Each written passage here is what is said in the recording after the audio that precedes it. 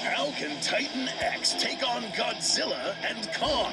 Will the new Titan take them on at once, or will it opt for the strategic route and take them on in different playing fields? Today on Goji Center, we revisit Titan X, now with a slightly more updated and accurate rendition, brought to life by the Goji Center modeling team and friends of the channel. And we'll try to figure out what else this kaiju can pull out of its sleeve. After all, it was mentioned that this new monster was going to be a huge threat to both alphas, and could even potentially be larger. Could we even go as far as saying this thing is a Ghidorah-level threat? We'll give you our honest opinion at the end, but first we're going to dig a little deeper into the possible origins, and even go as far as to speculate what other name could be given to this kaiju. Currently known as Titan X.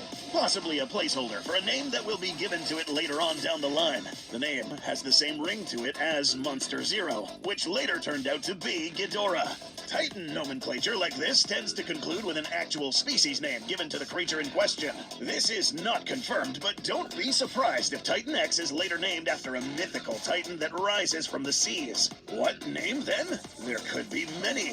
This guy doesn't appear to be listed by name in any prior Monsterverse media, so names like the Polynesian-inspired Titanus Nakika, the Kraken, and the thrown-around Alpha Meyer Squid are completely out of the question, because these look completely different. It also does not appear to be Marjigar, definitely not Tiamat from Sumerian myth, or Leviathan from Abrahamic mythology.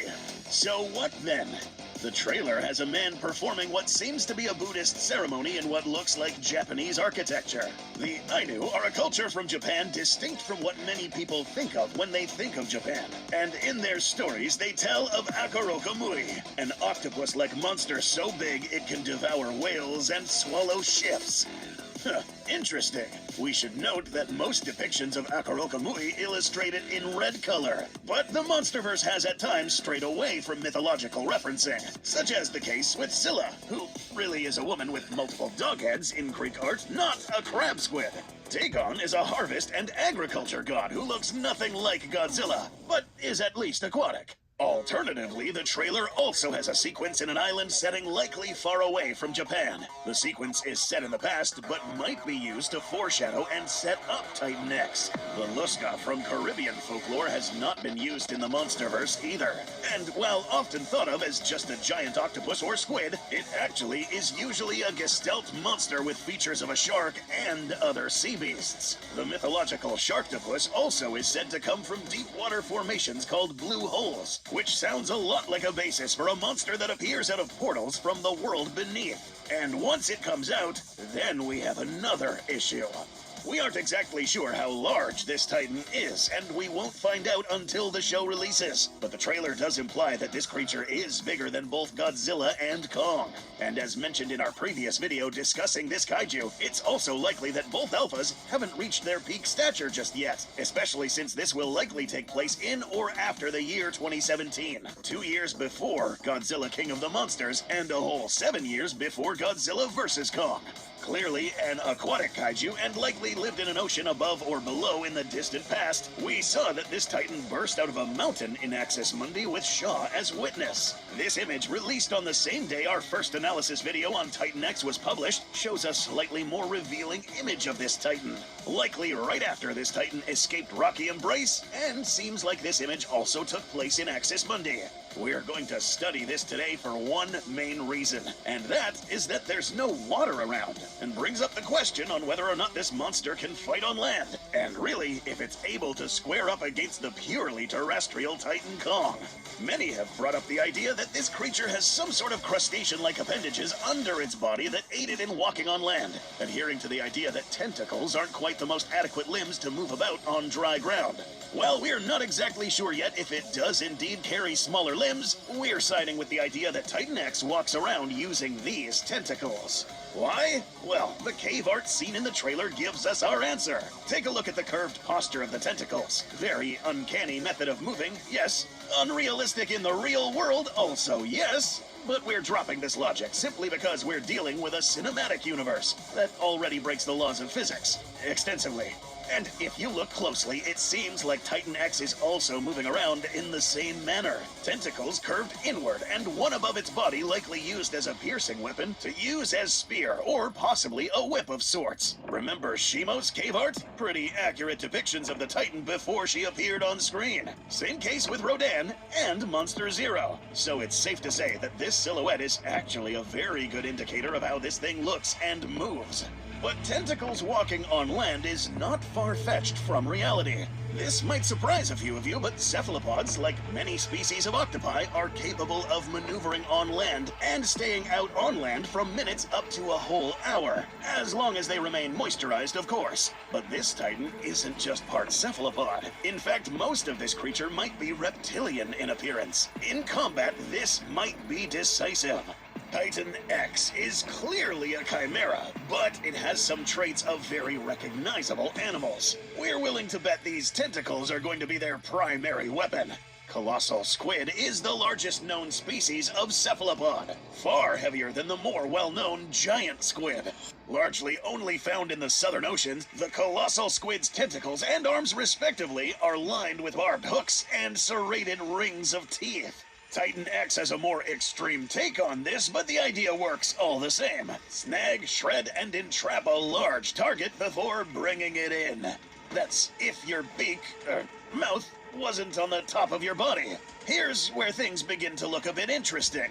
Note that in this clip, the tentacles attacking this ship are bringing the ship below the water. But given how this kaiju's anatomy is arranged, Titan X's method of attack underwater would be to ensnare victims in front of it, disabling any limbs that might fight back with its sharp tentacles and bring the victim closer to its mouth, filled with seemingly many sharp translucent teeth. The same might have happened with the ship.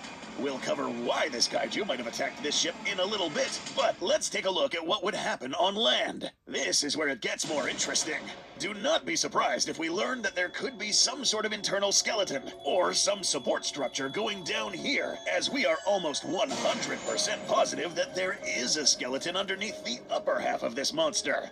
This would give it a more plausible reason as to why Titan X could walk on land, but even more importantly, having more rigid appendages also means even more stronger attacks, even better muscle attachments, and these things would be a lot more difficult to cut or slice off. Walking on 4 tentacles and using at least 2 more as arms to strike from above. This creature's many limbs could restrain another foe and use any remaining arm to land lethal strikes. Surely Kong will have to end up getting very creative when dealing with a foe like this.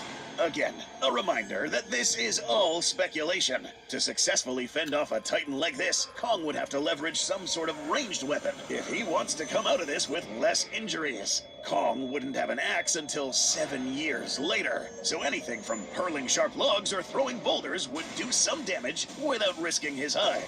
If there's any continuity in the Monsterverse, we could say that the Great Ape already has experience fighting giant cephalopod titans in the past, as was the case in 1995 when Kong faced the Kraken, a strangely similar monster with even more limbs, claws, and a malevolent resolve. Titan X probably isn't just going to face Kong, so there is a very good chance it might run into Godzilla, especially since a Titan this size will not go unnoticed by the G-Man. If we assume that Titan X only has these melee abilities, then to be completely honest, Titan X is toast. Literally.